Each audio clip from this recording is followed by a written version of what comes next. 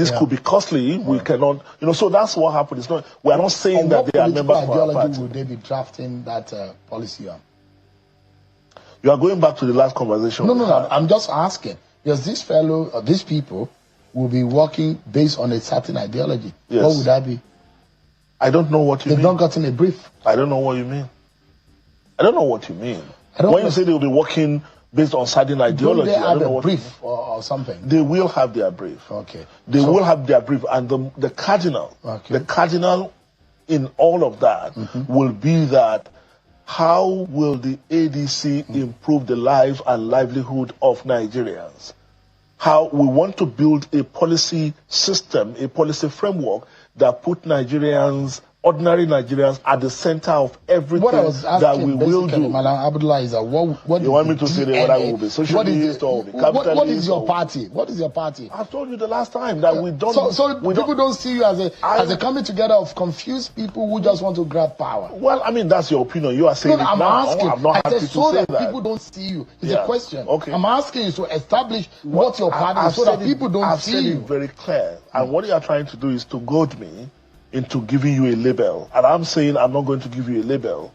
Our party. That you can use your label, but what I've told you, have one? It is very clear what I'm saying, and if you allow me to explain as briefly as I can, then most of us in the party. You are also funny. They are socialists. They are capitalists. They are what do you call them again? They are fascists. They are what again? And everything like that actually represents the type of politicians you have in Nigeria. Because they are the ones that will be promising you free things, give you free water. I'll give you free electricity. I'll give you free this, free that, when they won't give anything. You get that now? So, but they are always experts in socialism, in capitalism, in democracy, in this. They are all experts, and because they are actors, they can play any role. It's just that not every generation is going to be comfortable with that, at least not the obedient or those that are identified as obedient. Did you see one of the first lady who flagged him and said, I was never consulted? She responded to him after and said, you can't even be bothered to call me and apologize. You're writing bullshit on Twitter. This is exactly my point. But is it his fault? When Atiku is calling 56-year-old man young, what fucking young? Age expectancy in Nigeria is 54. He has already done 2 years past his life expectancy for Nigeria. And they are calling him young. It's bullshit. And this is, to be honest with you, this was one of my issues when I head of the coalition. But sometimes they said you have to work with the devil. As far as I'm concerned, we're basically working with the devil. But there is a but. The issue is that they thought that if we join ADC, we will stop calling them out on their bullshit. That's what they thought. And that's why they're surprised. Because they think that we're like the usual political jobbers. You see something wrong, you say nothing. That is not going to work. It hasn't worked. It will not work. If you run a system where you see something is bad and you say, oh, because this person is in my party, I won't say anything, that's bullshit. You need to be called out. If you don't like being called out, do not step up. You see how they've been begging God's will, and even Omar, yes, even myself, they say, oh, come and join politics. We're like, we are not the politics type. Why? Because we will say exactly what we want to say when we want to say it. And that is how every citizen should be. Why are you worshipping people who are supposed to be working for you? They are supposed to be working for us. We are not supposed to be taking instructions from them. We should be allowed to say whatever we want to say, whenever we want to say it, and they must take it on the chin and adjust. Don't come and tell us, oh, it's a new party. Let's just be this. Fuck you. I don't want to hear that shit. I don't care how much of a new party is. The same way they tell women, what you will not take 10 years down the line, do not take it one day down the line with somebody you call your partner.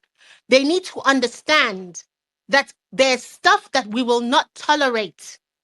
And we will open the Anyash before APC even has time to do so. Have you guys noticed that APC is not even laying into Balaji? Do you know why? Because we've already harassed him for his bad behavior. And that's how it's supposed to be. The Nigeria that I grew up in, people will tell you if they did not train you at home, they grace us outside. Have you seen that TV interview? A very simple question that bloody Shehu that's not even considered a proper interrogator like Rufai asked him simple question. Simple question. What is your ideology? He's stammering like a little twat. Babes, people should just ride on.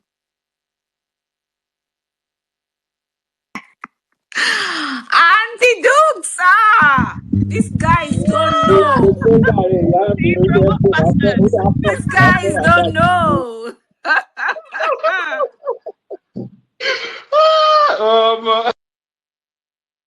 These guys don't know. They don't even know that Obidients, half of them have not even resumed work. You don't know.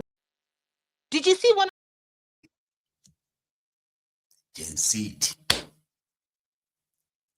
You don't know that half of the Obidients have not even resumed work.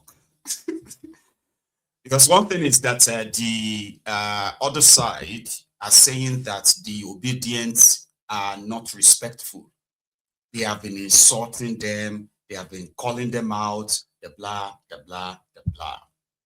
And the more they complained, the more these Obidients keeps calling them out. Like, we're not going to shut up. We know you guys. We are going to dine with the devil. We just want you to know that it's not us that should be careful. It is the devil that should be careful of us. Yeah, that's Gen Z for you. And they are willing to rock at the boat.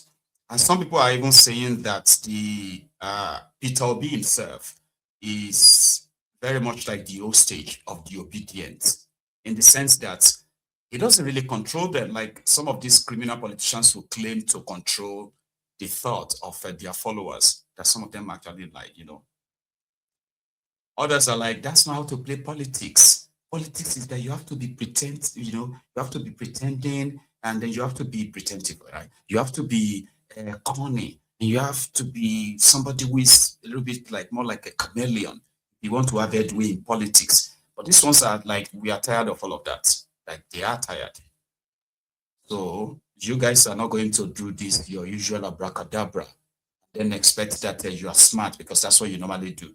So you'll be called out, and yeah, fine. If this whole thing is about Atifku, right, then it is better for Akolu to continue.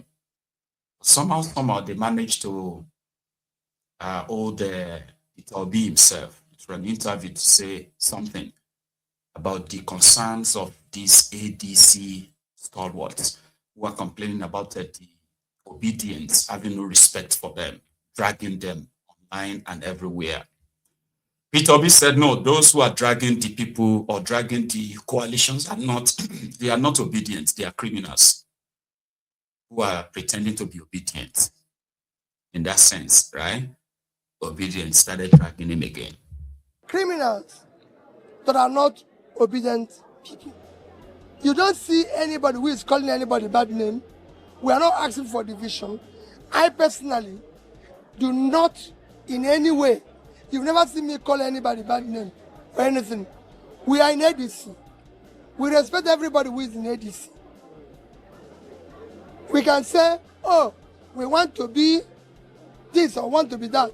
But as for calling people bad name, we are not part of it. I don't subscribe to it, and I'm not part of it. The people I met there from the party chairman is my very dear elder brother. People like Atiku are my leader, my respected elder brother. Amechi is my brother. We're very close. And so is El Rufai. Name them, all of them that are there. We're the same thing. You have Lely Moke, you have Governor Fatai, Oyegunu is our elder brother, Aribo Shola, these are my colleagues. So I cannot say anything bad about them. And those who are following me, I assure you, will not say anything bad about them. But you have some elements that are trying to introduce that in order to see if they can hurt the P2B brand. We are talking to everybody. That is not what we should be doing in politics. Let's talk about out-of-school children. Let's talk about hungry Nigerians. Let's talk about unemployed Nigerians. Let's talk about insecurity. Our people are being kidnapped, 150, in a church, in a mosque, in everything. That should be our preoccupation. So if you see anybody that is abusing anybody in the coalition, they are not obedient. They are criminals. Meanwhile, the obedience themselves are like, Alaye, you better behave yourself. Because you see these people, they call your brother. They will swallow you in such a way that, the reason why they seem to be respecting you or pretending to like you or pretending to want to have you around is simply because of this your obedient base. It's a threat. And I've said this before, okay? I said, you see that obedient, the reason why I always kind of like root for them on my Egun's Diary Political is this. It's not because they can upset the election enough that here you get that they can make Peter Obi president. No, I'm far from it. But they have the motivation to start a revolution in Nigeria. And the establishment, they are aware of it. You know why is that? There are those who are convinced that they can elect Peter Obi or elect anyone that they choose. But this time, let's say Peter Obi because it's the one that is named after the Obidient, or the Obidient is named after him, right? So these are people who believe that if election is free and fair, that Peter Obi would defeat anybody. See, that singular belief is enough to ignite a revolution.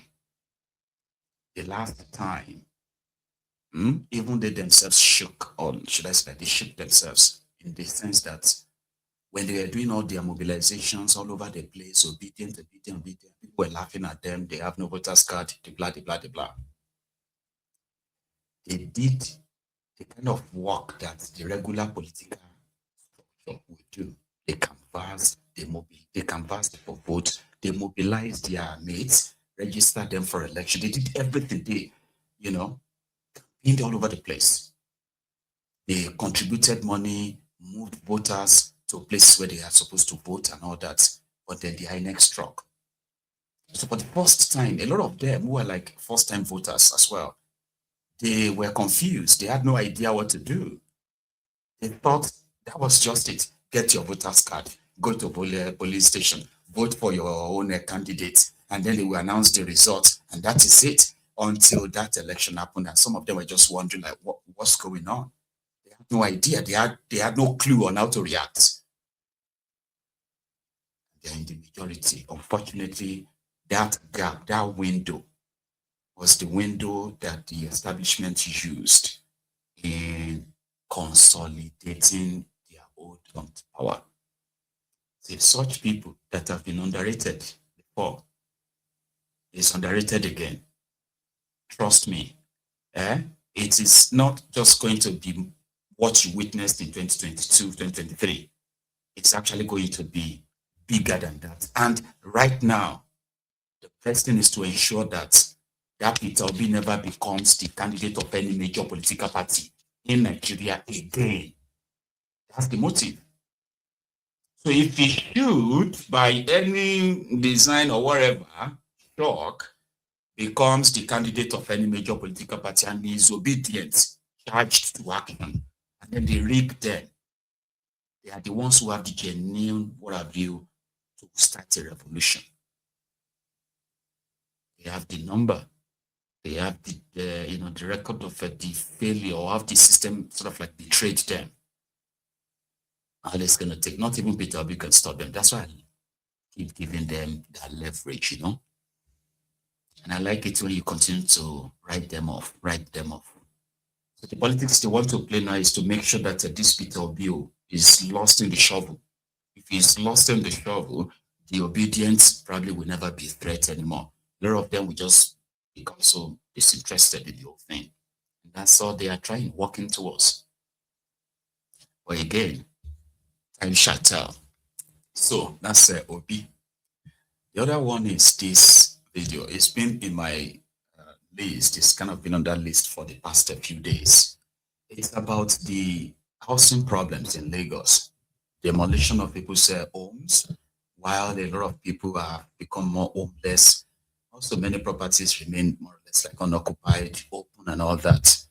But the State House of Assembly, the state government is planning to spend over 60 billion naira in building houses for Lagos State House of Assembly members in Abuja. What is the correlation? Abuja, Lagos. You are representing the people of Lagos in Lagos. Why do you need a house in Abuja? Why do they need over 180 million naira cars? Like each. It's an information that is out there. And I think, what's on Nigerian info. The government is capable of providing housing, and I'll qualify that argument by saying, just look at the budget, the 2025 budget, 2026 budget for the Lagos State, right? You'll see that the Lagos State House of Assembly, for instance, has budgeted 6.2 billion for houses in Abuja for 40 members. They've budgeted 4.5 billion to buy generators for themselves for 40 members. They've budgeted 20 billion for pool cars for 40 members. Remember that they budgeted about 30 billion last year and another 15 or so a year before. So in 3 years, they budgeted about 65 billion for cars, right? So inadvertently, we're servicing the vanities of the elite in Lagos State and perhaps across Nigeria. Funding their ambition. Funding their, it's not even an ambition is a good thing. They are vanities, right? So, I mean, what are honorable members doing with houses in Abuja? What do they need generators for? What do they need brand new cars or pool cars every year for?